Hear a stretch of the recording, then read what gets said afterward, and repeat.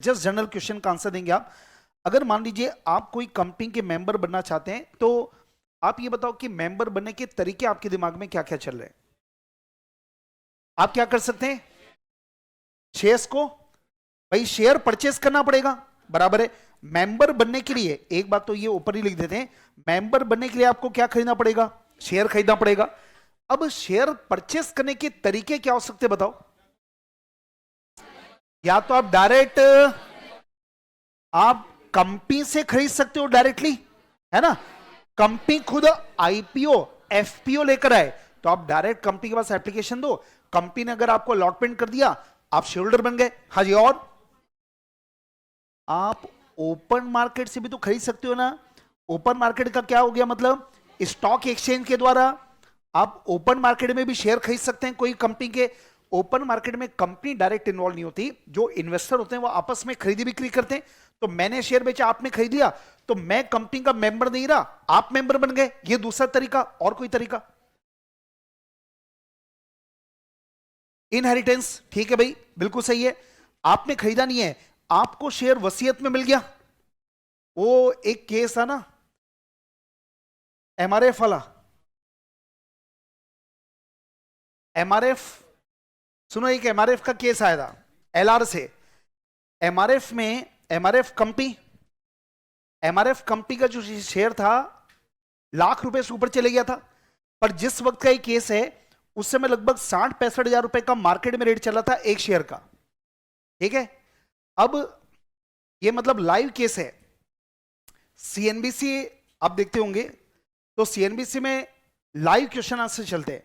मतलब कोई investor call करता है और एक्सपर्ट रहे लोग बैठे रहते हैं, वो जवाब देते हैं। तो एक फोन आया सीएनबीसी के पैनल में, और किसी ने, कोई गांव वाला था, उसने फोन किया कि अभी मेरे दादाजी चल बसे, तो उनका जब सूटकेस खोला गया तो उसमें कुछ कागज के पन्ने मिले, कुछ शेयर टाइप का है।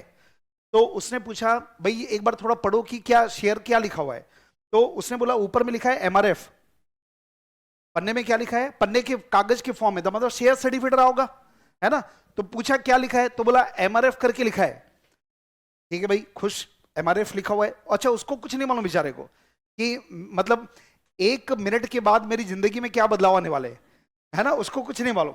तो बोले दादाजी एक्सपायर हो गए हैं, वो एक सुटकेस में पन्ना मिला जिसमें कुछ तो एमआरएफ लिखा है।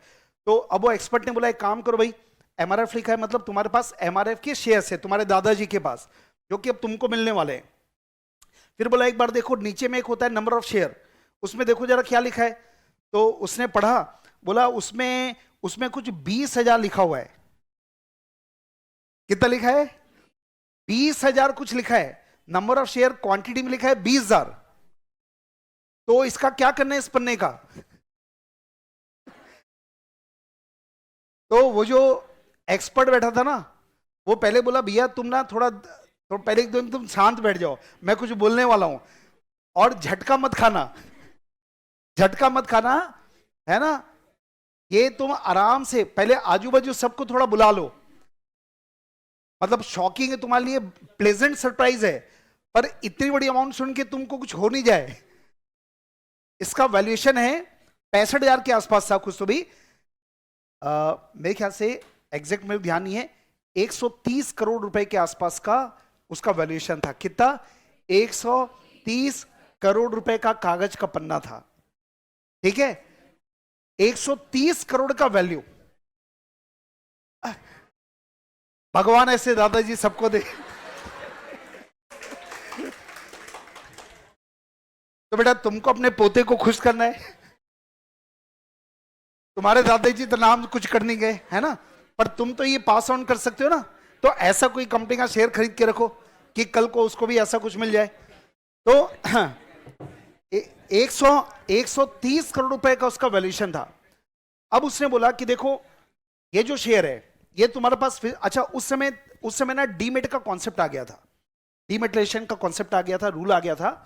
तो फिर एक्सपर्ट ने बोला कि भाई देखो आप शेयर बेच नहीं पाओगे अभी, क्योंकि आपके पास फिजिकल फॉर्म में शेयर पड़ा है।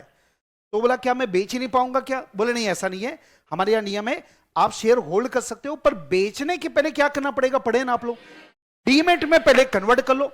तो कोई बड़ा भारी प्रोसेस नहीं है, आप कोई भी डीमेट अकाउंट जिनके पास होते हैं आप चले जाओ, वो आपका प्रोसेस करेगा, फिजिकल सर्टिफिकेट उसको देना, वो आपको डीमेट में कन्वर्ट कर देगा। जिस दिन डीमेट में आया आप उसी दिन उसको बेच सकते हो, जिस दिन बेचा अगले दिन पैसा अंदर, है ना।